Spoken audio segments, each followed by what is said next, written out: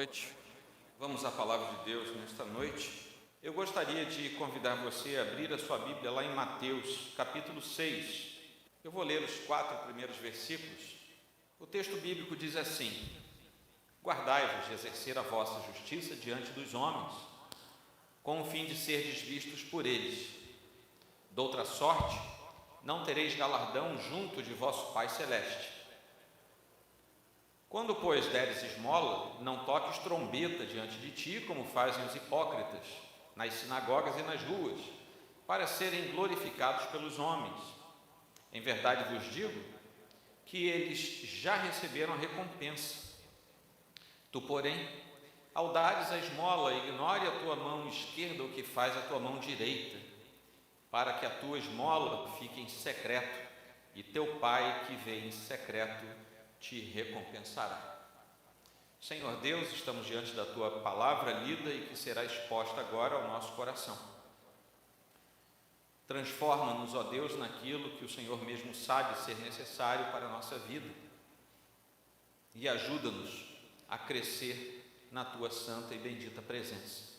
Obrigado pelo texto da Escritura, por tua inspiração e pela iluminação que agora pedimos e certamente receberemos do Senhor.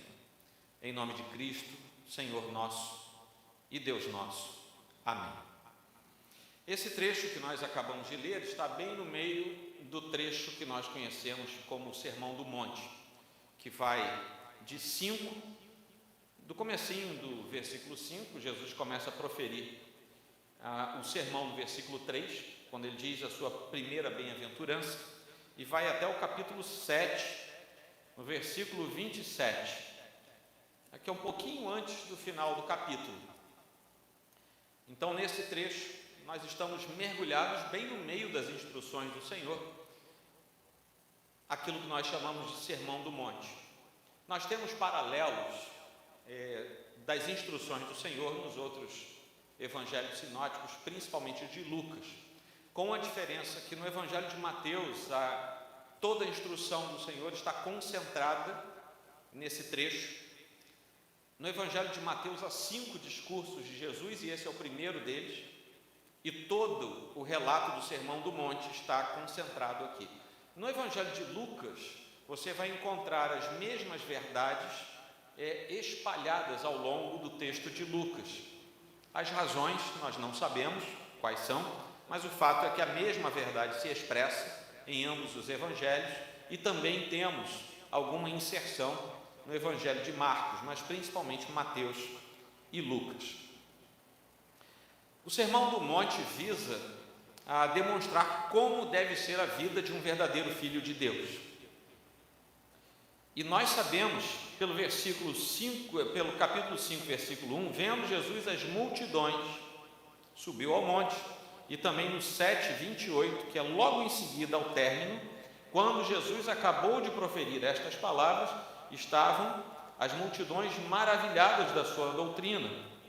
E nós aqui sabemos que as multidões estavam ouvindo Jesus ali, era parte do público-alvo. No entanto, no finalzinho do versículo 1, nós temos a dica de que aproximaram-se os seus discípulos.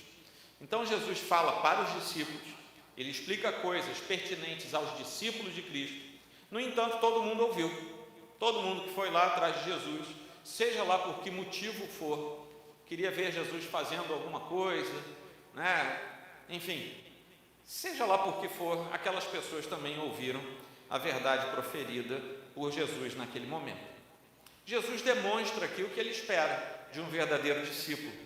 E se você quer ser um verdadeiro discípulo, o Sermão do Monte traz uma série de orientações específicas para você e para mim. E ele faz isso através de alguns comparativos, como o fato de, por exemplo, o discípulo ter que ser sal e ser luz. Ele começa dizendo isso logo ali no capítulo 5, versículo 13. Vós sois o sal da terra. Quando chegamos ao versículo 14 até o 16, vem a metáfora de que o discípulo precisa ser luz do mundo. Então Jesus já vinha dizendo algumas características do verdadeiro discipulado. a fim de que aqueles que estavam ali, que eram discípulos, não a multidão, não necessariamente a multidão, mas os que eram discípulos estavam sendo chamados à responsabilidade diante de Jesus naquele momento. E um dado importante, que está lá no capítulo 6, no versículo 9 até o versículo 15, trecho no qual nós temos a inserção da oração dominical, a oração do Pai Nosso. Nós vemos ali que uma das coisas que é requerida dos discípulos é que eles consigam estabelecer a sua vida de oração, a fim de que o reino de Deus prospere, e não necessariamente ele próprio. E no prosperar do reino de Deus, ele haverá de prosperar. Deu para entender? Eu oro pelo reino de Deus e eu prospero por causa da prosperidade do reino de Deus. E essa também é uma orientação que nós temos de Jesus Cristo aqui. E nós entendemos que é possível que nós aqui tenhamos um padrão, um modelo ideal, a partir das orientações de Jesus Cristo nesses capítulos de 5 a 7 de Mateus, a respeito de como a igreja deve ser, igreja santa, perfeita, composta por discípulos, inserida num contexto que é contrário à igreja de Cristo. Nós estamos no mundo, o mundo jaz no maligno, mas nós, como igreja, estamos inseridos no mundo. E Jesus, quando ora em João 17, não pede para a gente sair do mundo. Aliás, ele é categórico em dizer: Pai, eu não peço que eles sejam tirados do mundo. Então nós temos aqui quase que um beco sem saída, né? Nos tornamos ETs, porque deixamos de ser do mundo, mas Deus diz: vocês não vão sair do mundo agora, vocês vão ficar no mundo, mas estando no mundo, sejam como se não fossem do mundo, e não sejam mesmo do mundo. E essa parece uma ambivalência sobre a qual nos equilibramos, mas é assim a vida do discípulo. Somos do mundo, estamos no mundo, mas não somos do mundo.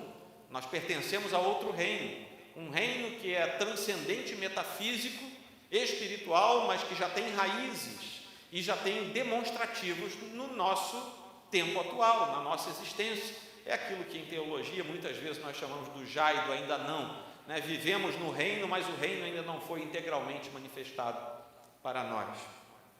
Diante de tudo isso e da leitura que nós fizemos, em que 3 vezes eu falo de alguma, eu não, o texto fala, né? Eu só li para vocês, de alguma forma de recompensa. Versículo 1 fala do galardão do Pai Celeste, versículo 2 fala de uma eventual recompensa já recebida por alguma coisa, e no versículo 4 nós também vemos uma outra forma de recompensa. E diante disso, eu gostaria de lembrar a vocês que você sabe de algumas coisas, que os outros também sabem de algumas coisas, e que Deus também sabe outras tantas coisas.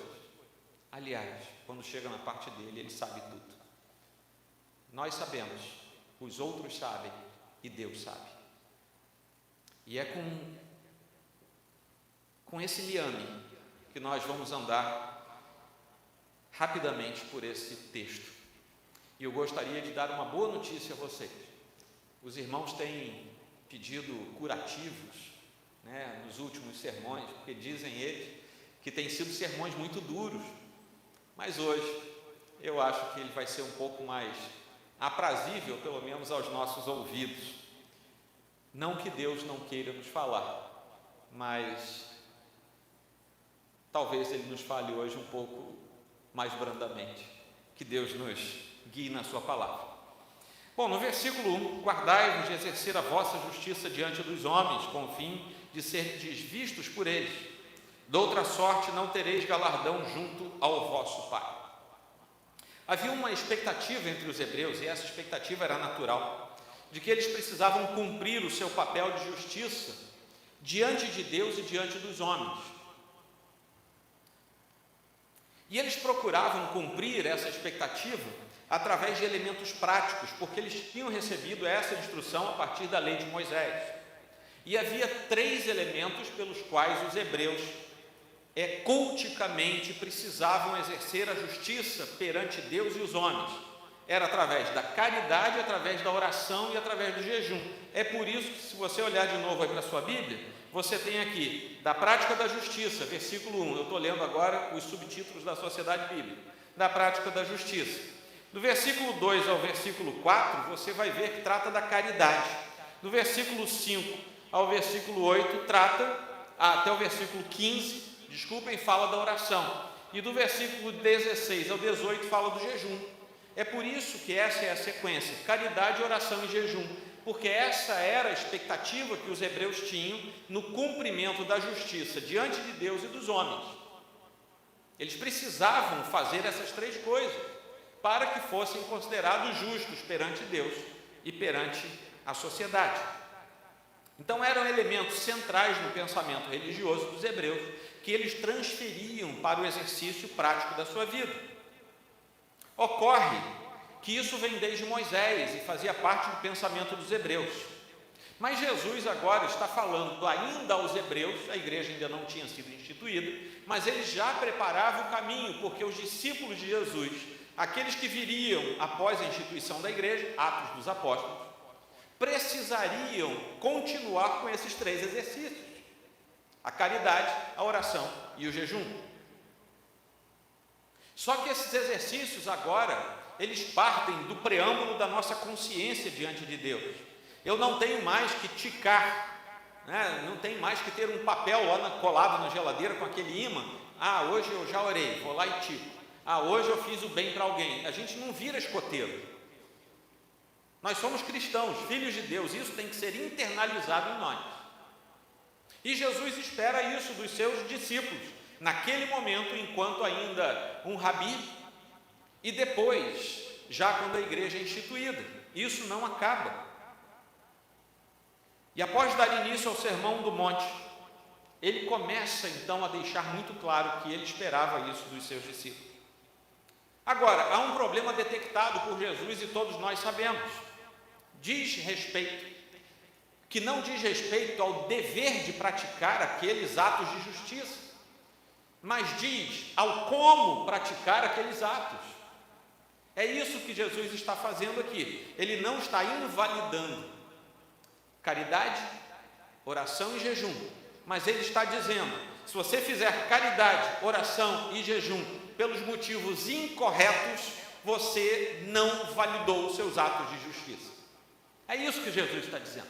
Você quer fazer bondade? Faça, mas faça como um cristão verdadeiro deve fazer.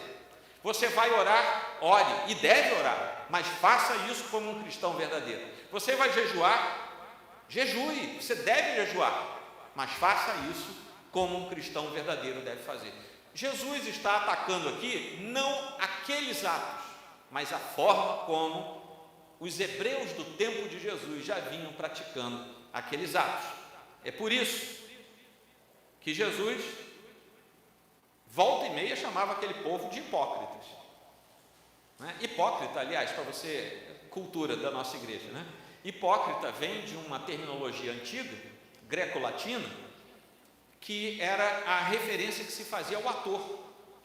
O ator, o sujeito que ia para os coliseus e atuava, botava máscara, geralmente era máscara que se botava, segurava-se a máscara rindo, a máscara triste.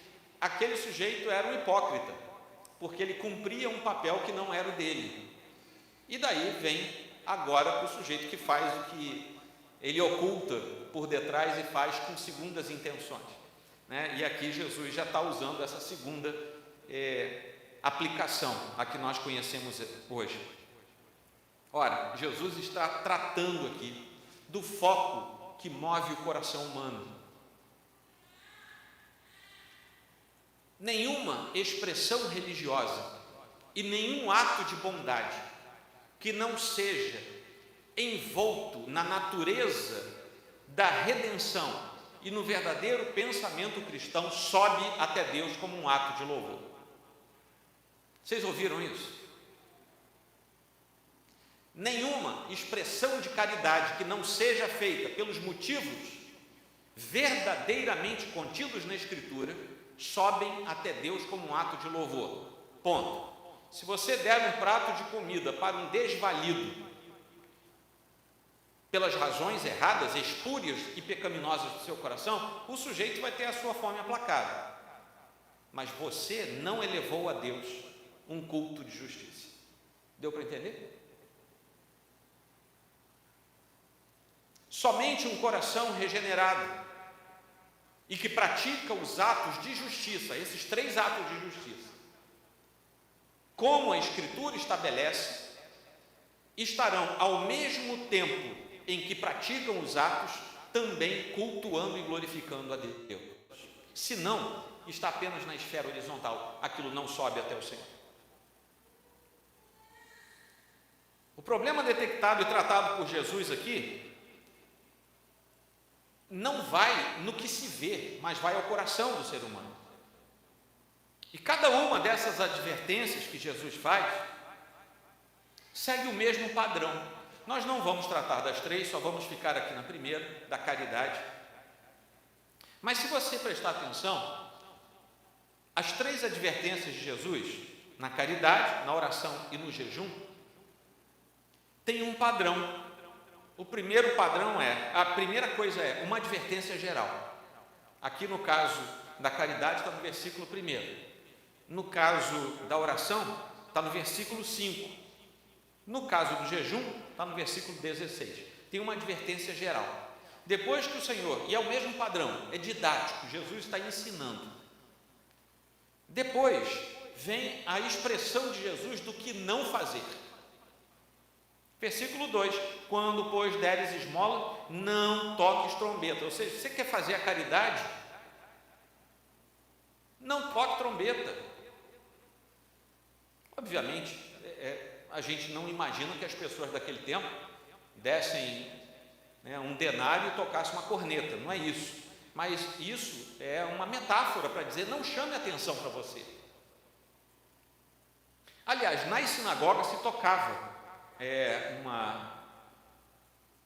um corno, uma corneta, se tocava quando as esmolas chegavam nas sinagogas. Então você vê que até na sinagoga isso já estava entrando, chegavam as ofertas, aí alguém ia lá e tocava, chegou a oferta, vamos instituir isso aqui na igreja, na hora da oferta, o gasofilácio aqui na mesa, quando os irmãos pararem de depositar, aí vem um diácono de plantão e toca uma corneta aqui. Era isso que acontecia, isso já tinha sido entranhado no coração das pessoas. Então as pessoas achavam bacana, sabe? E Jesus diz, não faça isso. Da mesma forma Jesus fala com respeito à oração e com respeito ao jejum. E finalmente, Jesus dizia, depois de dizer o que não era para fazer, ele ensinava o que era certo. No nosso caso aqui, versículos 3 e 4. Tu, porém, ou seja, Jesus faz a advertência geral, versículo 1, versículo 2 ele diz o que não fazer, e nos versículos 3 e 4 ele diz, tu, porém, ao dares esmola, não faz o que eu falei no versículo 2, faz o que eu vou falar agora, ignore a tua mão esquerda o que faz a tua mão direita, para que a tua esmola fique em secreto, não toca a trombeta, fique em secreto, e teu pai que vem em secreto te recompensará. Então Jesus tinha esse padrão e ele faz isso nos três comparativos. Agora, mantendo nós nesta noite o foco na caridade, nós podemos afirmar que todos nós sabemos o que fazer. E nós sabemos que sabemos também como temos que fazer aquilo que temos que fazer. Deu para entender? E o fato é que por 3 vezes se menciona uma ideia semelhante à recompensa, galardão, recompensa, uma premiação. E existe uma recompensa em questão para tudo isso. E todos nós sabemos que a recompensa que realmente vale é a que Deus tem reservada para nós e não o que o nosso coigual tem a dar para nós. E quando Jesus diz que se nós exercermos a nossa justiça com o fim de ser desvistos pelos homens, ele já diz imediatamente que nesse caso não tereis galardão junto ao vosso Pai Celeste. Vejam bem, existe uma recompensa e Jesus começa a dizer o seguinte, só tem uma recompensa, ou é a recompensa que o Pai Celeste tem, ou é a recompensa que os homens têm para você. Quando você der a sua oferta, não toque trombeta, para que a sua recompensa não seja trocada. Você abandone a recompensa do Pai Celeste e fique com a recompensa do homem. É isso que Jesus está dizendo. E aqueles, isso por quê? Porque Jesus nos ensina que aqueles que praticam atos dessa natureza estão, na verdade, mostrando suas reais motivações no ato da caridade, fazendo muitas vezes drama público, dissimulando sob a imagem de querer glorificar a Deus.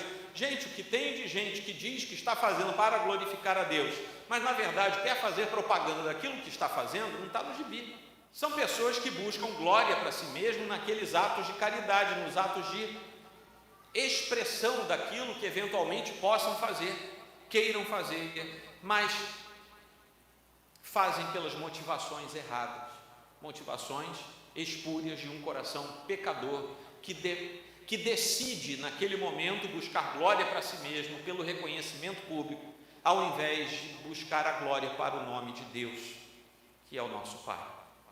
A ideia de justiça que Jesus traz aqui estava muito fresca na mente daquelas pessoas que estavam ouvindo. Vamos lá, Jesus não foi embora e voltou no outro dia. Isso aqui é um discurso proferido ao longo de algumas horas, talvez. Lá no versículo 6 do capítulo 5, Jesus tinha acabado de dizer: bem-aventurados os que têm fome e sede de justiça, porque serão fartos. Agora no capítulo 6, Jesus diz: guardai-vos de exercer a vossa justiça diante dos homens. Isso estava fresco, eles tinham acabado de ouvir que eram bem-aventurados, felizes seriam aqueles que têm fome e sede de justiça, porque seriam fartos, seriam satisfeitos. E agora Jesus diz: cuidado, porque pode ser que na fome e sede de justiça vocês não estejam buscando o Deus verdadeiro, mas estejam buscando o ídolo que está guardado no coração de vocês, e que no momento de vocês exercerem essa justiça, ao invés de glorificarem a Deus e portanto serem fartos da fome e da sede, vocês serão fartos de uma alegria temporal e passageira, que é nada mais do que o andor do ídolo do coração sendo amaciado pelo ego do homem pecador. Então, no discurso de Jesus, esse discurso que tinha como alvo os seus discípulos e aquelas multidões que estavam ali, Jesus estava alinhando o comportamento fraudulento de uma fé vazia que os judeus vinham praticando sob aquela bandeira do legalismo fariseu, ou do afastamento do pensamento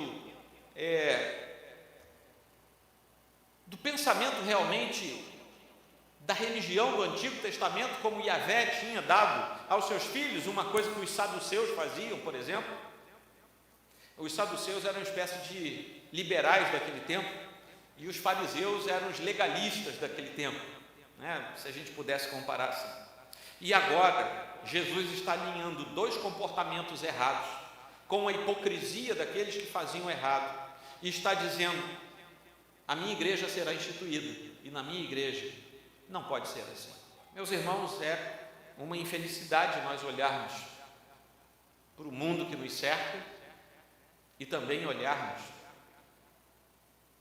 para a nossa comunidade global, que é a igreja do Senhor. E agora eu não estou falando de denominação, de igreja em particular, eu estou falando de nós, povo que se chama cristão, né, de todas as tendências possíveis do cristianismo. Nós nos tornamos, em grande escala, os fariseus modernos e os saduceus modernos. E talvez, se o Senhor viesse pessoal e fisicamente nos falar alguma coisa nesta noite, estou falando pessoalmente, né? Não estou falando pela exposição da Escritura, talvez a fala dele fosse: vocês estão fazendo um monte de coisa errada. E cada vez que o Senhor falava assim, ele falava para que o povo que o ouvia fosse corrigido do seu rumo errado e pecaminoso. A partir daquele momento, a partir da fala que ouviram de Jesus, cada uma daquelas pessoas, discípulos e ouvintes em geral, multidões, sabia o que era para ser feito e de que maneira precisavam fazer aquelas coisas. Eles já tinham ouvido, não eram mais inocentes. Nenhum de nós nesta noite é inocente. Todos nós estamos ouvindo a mesma coisa. Todos nós sabemos o que e sabemos o como fazer, porque está na Escritura. E nós somos guiados pelo Senhor a entender tudo isso. E nenhum de nós é tido por inocente. Você pode ser um fariseu legalista, um saduceu liberal, seja lá o que for. E pode ser um verdadeiro discípulo de Cristo. Porque nas multidões, o Senhor sempre falava para todos.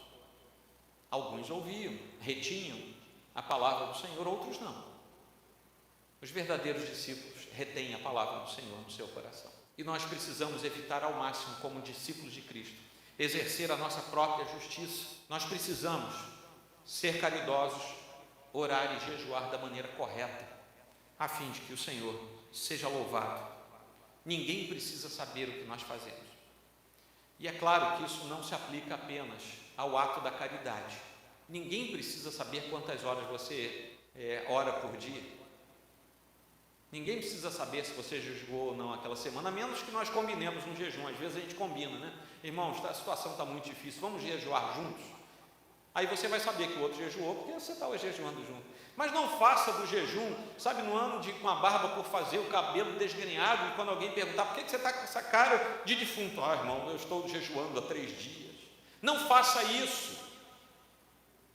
Irmão, por que você está com essa cara assim, sombria? Irmãos, eu nem tenho dormido, porque eu estou virando as noites em oração. Acabou, matou, morreu, você não fez nada. Justiça própria. Irmão, para que você está pedindo tanta coisa? Porque, irmãos, todo dia eu saio pelas madrugadas dando comida, roupa. Faça isso em segredo, para que o seu Pai Celeste seja glorificado. E Ele, no secreto, vai honrar você. Pelas 3 coisas. São exercícios espirituais que se traduzem em exercícios práticos. Amém? Então você sabe dessas coisas, mas tem coisas que os outros sabem. Dar aos pobres é requerido pelas leis de Deus. Claro que dar aos pobres da maneira correta. Então, lá no Antigo Testamento tem vários textos dizendo: dê aos pobres, cuide dos pobres. É bem verdade que todas as orientações do Antigo Testamento falam dos pobres do povo de Deus. Isso só toma algum tipo de ar diferente, até onde eu me lembro, quando chegamos ao Novo Testamento.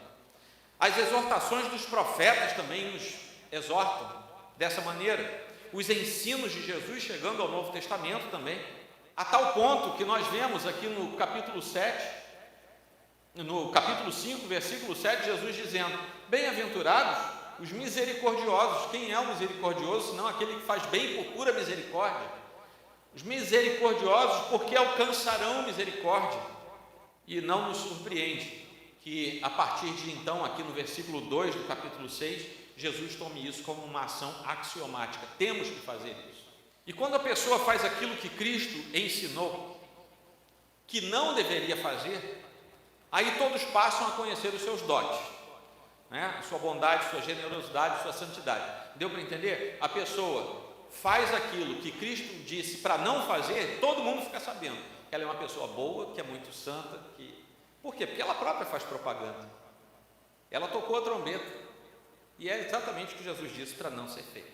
E essa figura aqui de Mateus, essa figura que Mateus nos dá, é de alguém andando pelas ruas e tocando trombetas, né? A imagem que nós temos aqui, você imagina, o sujeito dá uma moedinha ali para o aleijado e toca uma trombeta.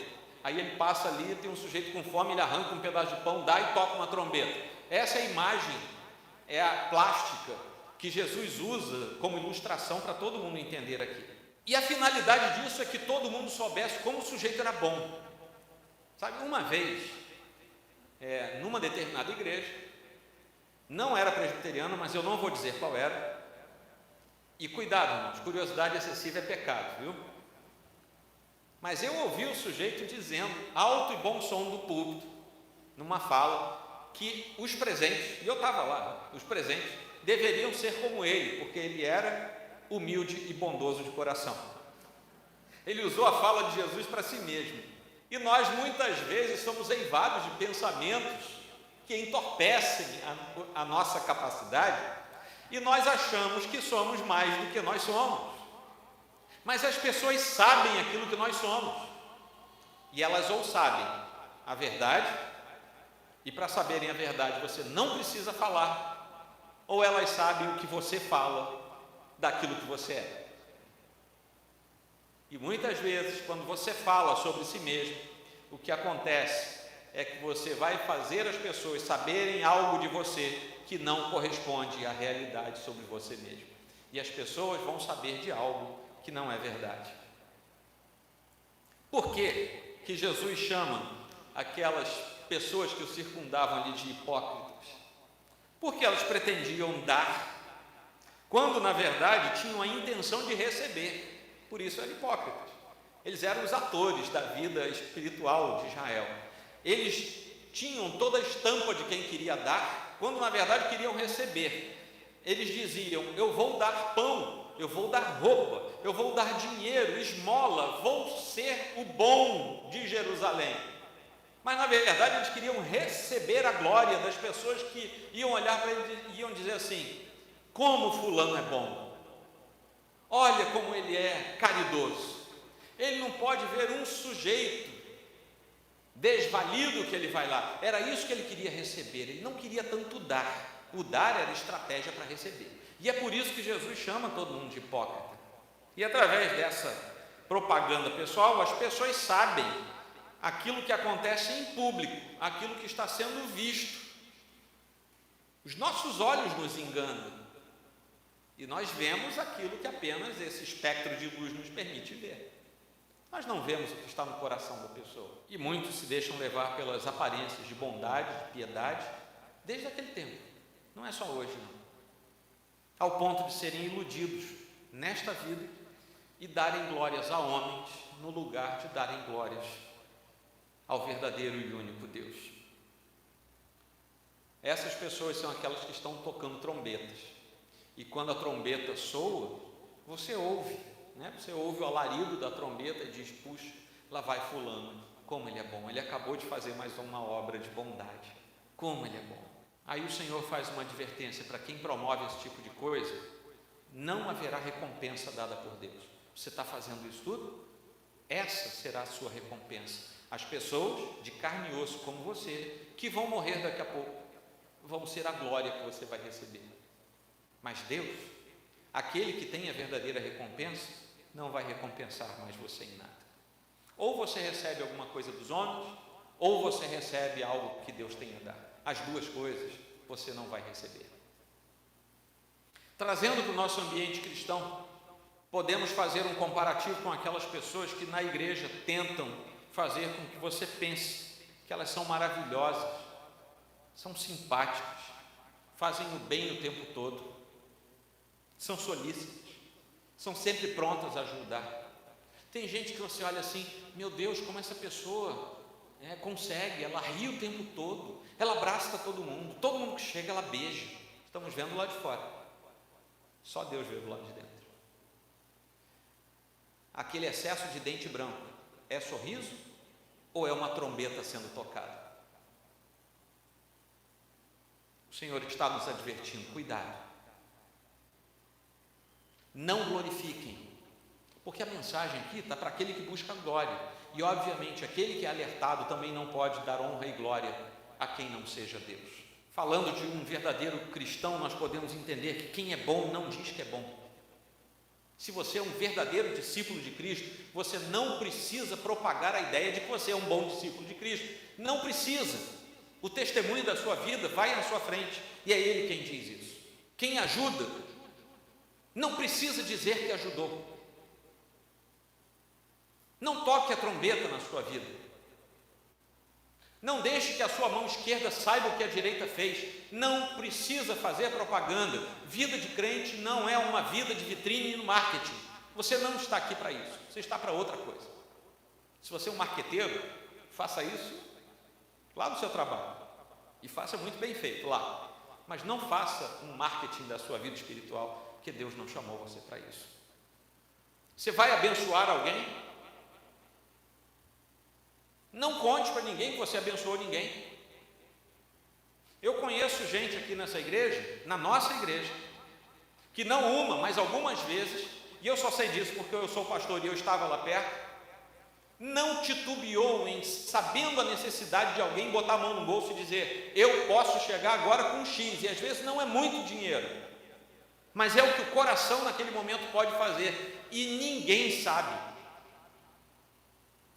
Muitas vezes a nossa igreja consegue fazer algumas coisas,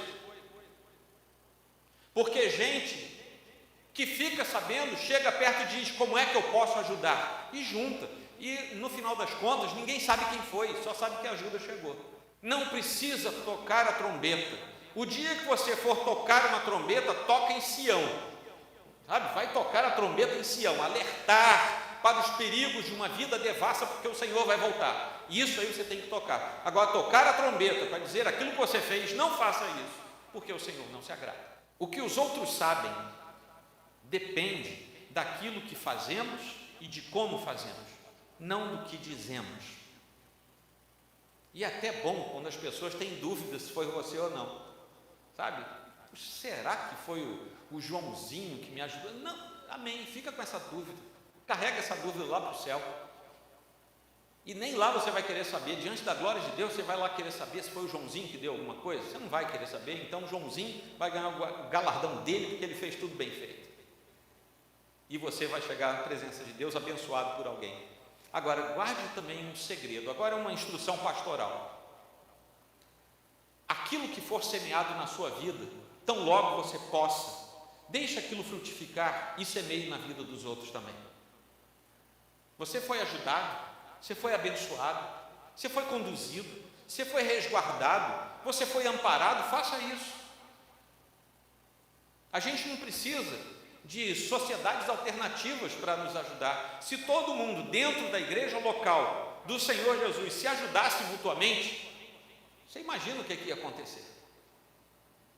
Você imagina quantos dons e talentos eu estou vendo aqui hoje?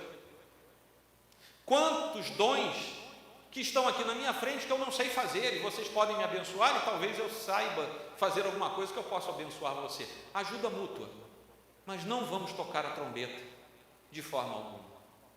Amém, meus irmãos? Aí vem uma pergunta para o nosso coração: o que é que você quer que os outros saibam de Deus e de você? Porque tem uma coisa que você precisa alardear, não é o que você faz, mas são os atos e as obras de Deus. E talvez o nosso maior pecado, porque a gente toca trombeta para aquilo que a gente faz, é porque a gente parou de falar das maravilhas de Deus. Não tem o que falar, a gente inventa e a gente começa a falar de nós mesmos. O que é que você quer que os outros saibam de Deus e de você? Isso depende das intenções do seu coração, porque é disso que Jesus está falando aqui, das intenções do coração, aquilo que você tem guardado dentro de si. Você quer que as pessoas saibam a respeito de você e de suas muitas façanhas, ou você quer que as pessoas saibam de Deus e de sua obra redentora? Você pode falar dessas duas coisas, mas é engraçado que se as pessoas ficarem sabendo muito de você, através de você mesmo, é bem provável que essas pessoas vão saber pouco de Deus, não vai dar espaço, você só fala de você.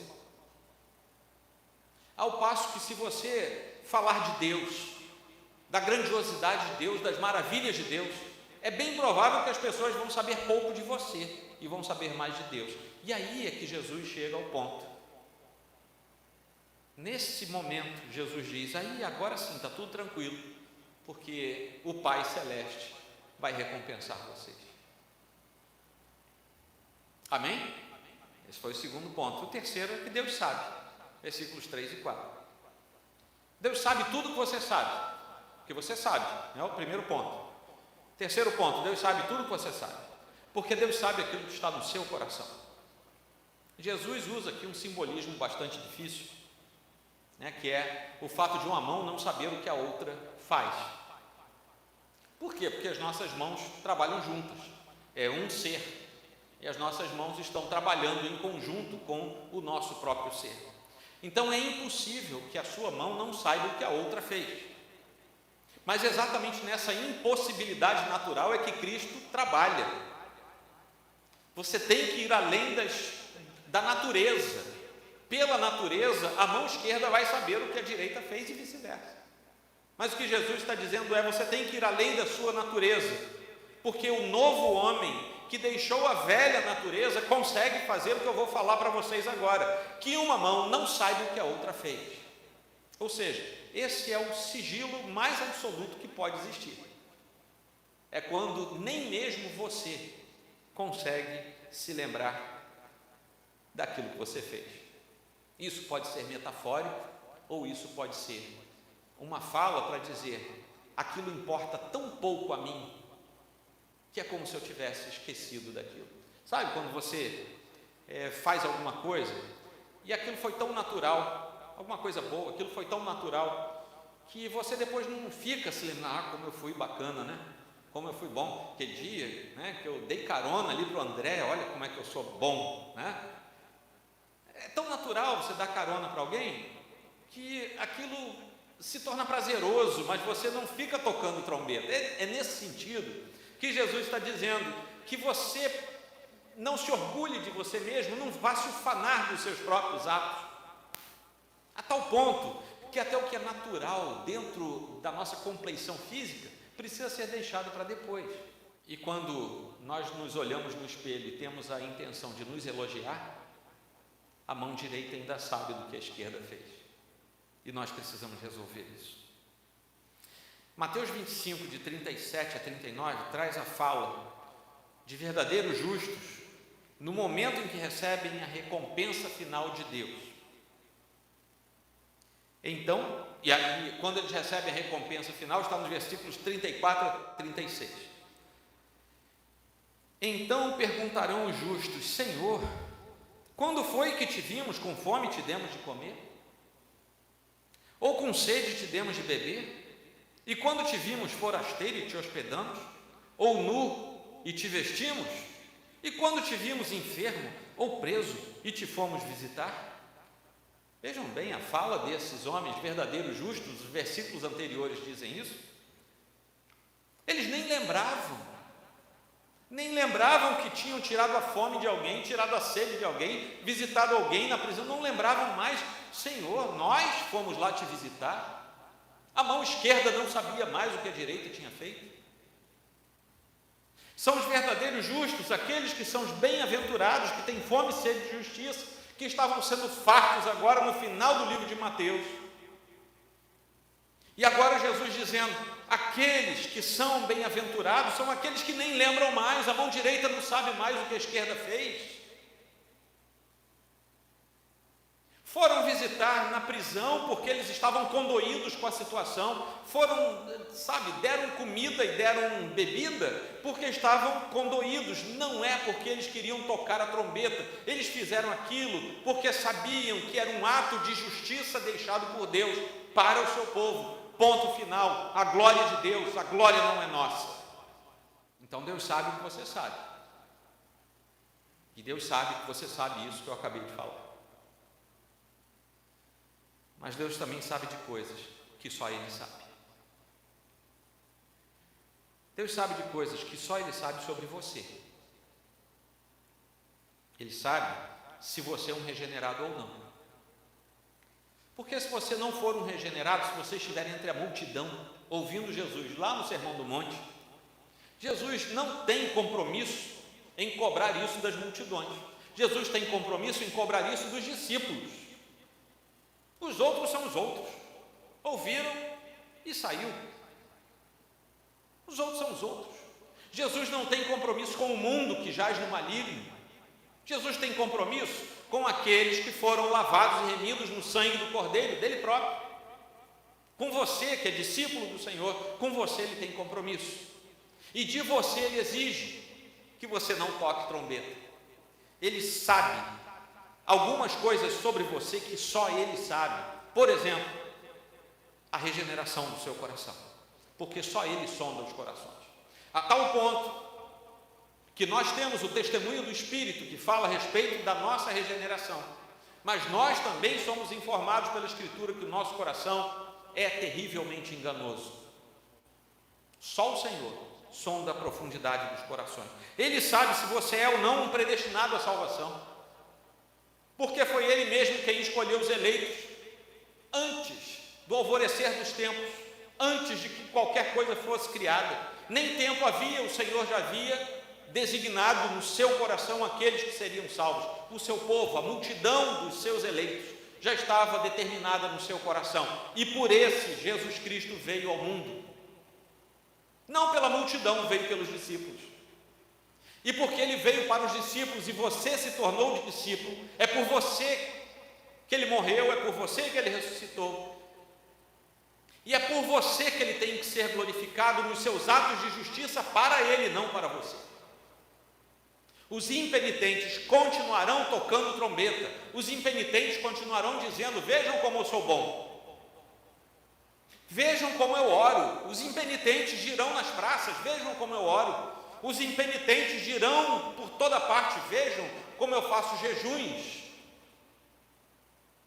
Impenitentes, mas os discípulos farão todas essas coisas sem alarde, sem que uma mão saiba da outra, sem que haja o toque da trombeta, apenas para que no final de tudo a recompensa venha do Pai Celeste. Os discípulos não querem trocar a glória de Deus pela glória do homem. As multidões não se importam com isso. Além disso, ele conhece cada um dos seus pensamentos e cada uma das suas atitudes. E ele mantém em perfeito registro todas as nossas ações. Deus não é como um HD, que enche e tem que ser esvaziado. A minha memória é assim, tá? Lá em casa a gente até brinca, o Joel tem um HD, né? Eu vou esvaziando. Você fala assim: pastor, lembra? Não lembro não, esvaziei, deletei, tá? Meu HD está sempre limpo. Aí eu vou em frente, mas eu vou deletando as coisas que ficaram para trás. Deus não. Ele é Deus, ele não é o Joel, ele é Deus. Deus também sabe coisas que só ele sabe sobre os outros. Lembra? Você e os outros. Ele sabe aquilo que está povoando a cabeça e o coração das pessoas que você ama, daquelas pessoas para as quais você se mostrou, aquelas pessoas para as quais você se mostrou um verdadeiro discípulo, e por isso essas pessoas glorificam a Deus por sua causa, ou ele sabe que povoa a mente das pessoas para as quais você tocou a trombeta, que agora estão glorificando você e não Deus. Deus sabe. E se isso acontece, até que o nosso fôlego nos deixe, a gente pode consertar isso, tornando-nos verdadeiros discípulos do Senhor e passando a dar glória e honra a Deus e não mais a nós mesmos. Fale de Deus, não fale de você. E Deus também sabe coisas que só Ele sabe sobre o futuro. E aqui entra um dado novo: futuro. Porque aquela fala do versículo 4: para que a tua esmola fique em secreto, e teu Pai que vem em secreto te recompensará. Essa é uma fala escatológica de Jesus. Ele não está falando que Deus, naquele momento da história dos hebreus, ia descer do céu com uma recompensa na mão. Ele está falando algo que aconteceria no limiar dos tempos. Quando tudo terminar, quando estivermos diante do justo juiz, haverá uma recompensa. E Jesus está dizendo: essa recompensa é para aquele que não trocou essa recompensa divina pela recompensa dos homens. A conta final é Deus, e nada foge ao conhecimento, porque Ele vê tudo. Nada foge ao olhar de Deus, Ele vê tudo. Gênesis 16, 13. Eu vou citar alguns versículos para vocês verem que é a Bíblia que está dizendo isso. Deus vê tudo. Não há como esconder algo do olhar de Deus. Ele sabe todas as coisas e tem todo o poder. Depois leia o Salmo 139 para você ver. Ele tem tudo a descoberto diante dos seus olhos, e a Ele nós prestaremos conta ao final de tudo. Leia Hebreus 4,13, que você vai ver essa verdade. Ele conhece as coisas do profundo do nosso coração. João 21:17 fala a respeito disso. É o próprio Deus quem concederá a recompensa no juízo final, no dia do juízo. Mateus 25, aqueles versículos que eu li falando sobre o verdadeiro justo, os versículos anteriores, de 34 a 36. E isso tudo ocorrerá para a surpresa de quem soube ser justo para a glória de Deus. O que nós entendemos na Escritura é que Deus fala que isso vai acontecer, mas aquele que é verdadeiramente justo anda de tal maneira na presença de Deus que ele não faz nem para receber a recompensa de Deus.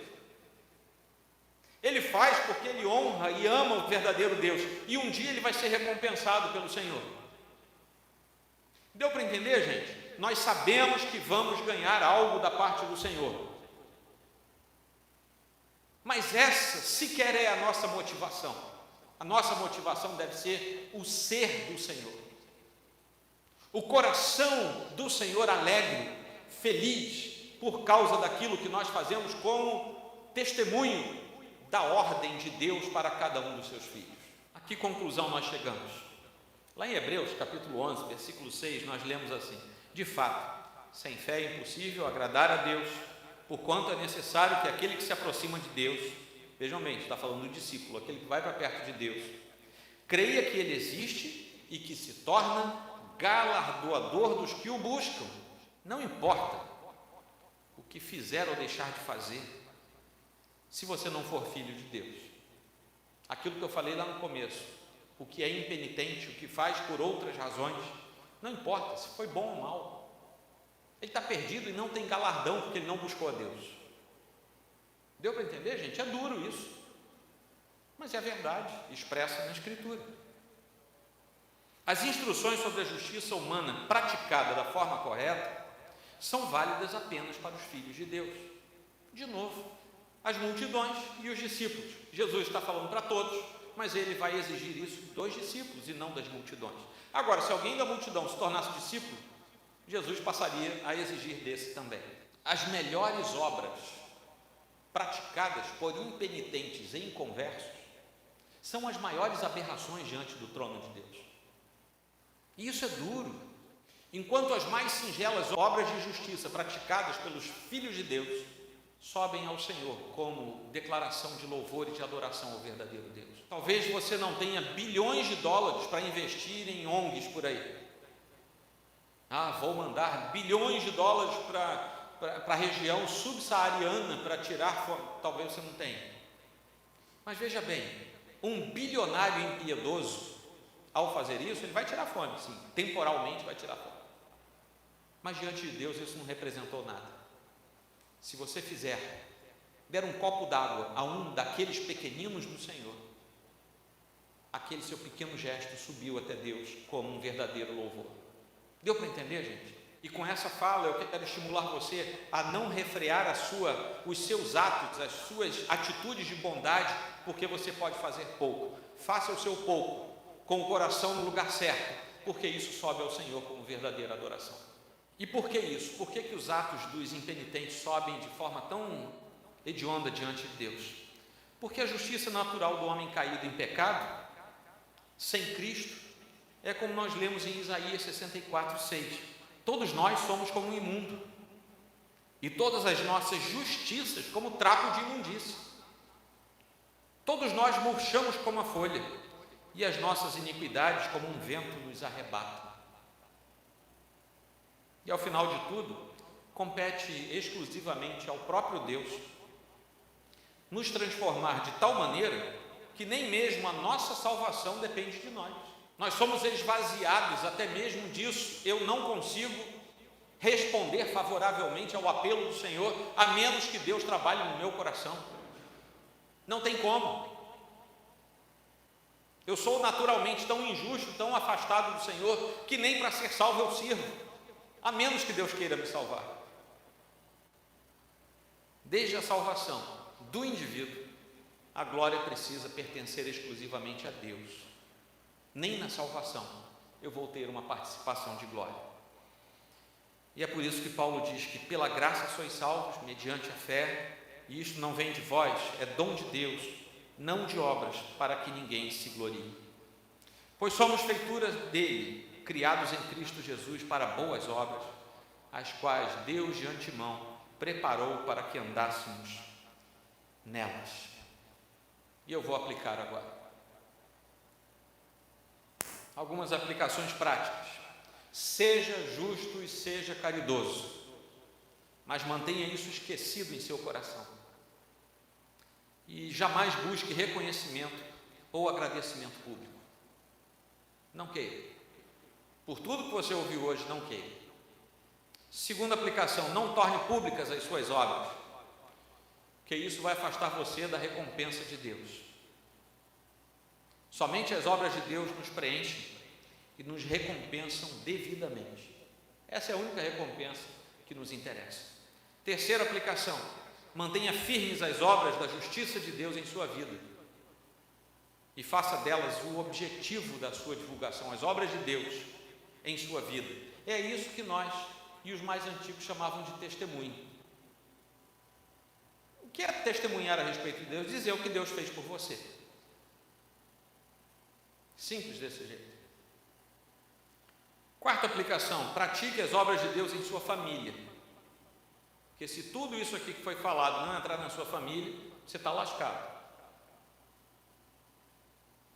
Porque se isso não entrar na sua família, no dia mau você vai se arrepender de não ter introduzido essas verdades no seio da sua família. Cuide daqueles que Deus lhe deu para cuidar, antes de querer cuidar dos estranhos. E aprenda a cuidar dos domésticos na fé. Nós, de dentro da igreja, Gálatas 6,10 fala disso. Antes de olhar para fora. Antes de você cuidar do vizinho, cuide do seu filho. Antes de você ajudar a velhinha da esquina, cuide da sua esposa. Deu para entender? Se você conseguir fazer tudo, maravilha. Se não conseguir, cuide dos seus, de dentro de casa. Antes de você cuidar de quem está na rua, veja se no banco da igreja não tem alguém precisando de você. Primeiro a família. Primeiro a família da fé. Depois vamos olhar para fora. Ore e pregue o Evangelho. Quinta aplicação. É aí que vai estar o seu galardão. Porque aí Deus começa a falar aquilo que Ele tem feito em você e através de você. E todas as outras coisas virão a você por causa disso. E é por essa razão que o próprio Jesus é quem diz lá em Mateus 6,33: buscar em primeiro lugar, nesse mesmo capítulo, buscar em primeiro lugar o seu reino e a sua justiça. Vejam, de novo a justiça. E todas estas coisas vos serão acrescentadas. E finalmente, tudo isso acontece por uma razão muito simples. E a razão é que Deus cuida de você. Deus cuida de você no trato, na orientação, na exortação, a fim de que você seja um verdadeiro discípulo do Senhor. Amém? Vamos inclinar a nossa fronte. Senhor Deus, muito obrigado por Tua palavra lida e exposta ao nosso coração. Obrigado por Tuas instruções nesta noite e que nós sejamos, ó Deus, alvo da Tua misericórdia. Ajuda-nos a ser verdadeiros discípulos e a concorrermos de forma clara e objetiva à finalidade que Tu nos deste, de exercer os atos de justiça diante dos homens e de Deus, a fim de que Deus seja glorificado, porque é dele que queremos receber o nosso galardão, a nossa recompensa, e não de nós, não dos nossos coiguais, mas do Senhor, que tudo vê, tudo sabe, do Senhor que nos guia e nos guarda, do Senhor que cuida de nós. Permita o Senhor que todos tenham compreendido a Tua palavra e todos tenham entendido que é necessário que sejamos discípulos do Senhor para vivermos no compromisso da aliança com o Senhor. E se alguém aqui ainda argumenta dúvidas em seu coração, que esta seja uma noite de ser vencido pelo chamado eficaz do Senhor. E que nós todos, ao sairmos daqui, sejamos irmãos, filhos do mesmo Pai, lavados no mesmo sangue. Oramos, Senhor, em nome de Cristo Jesus, Senhor e Salvador nosso. Amém.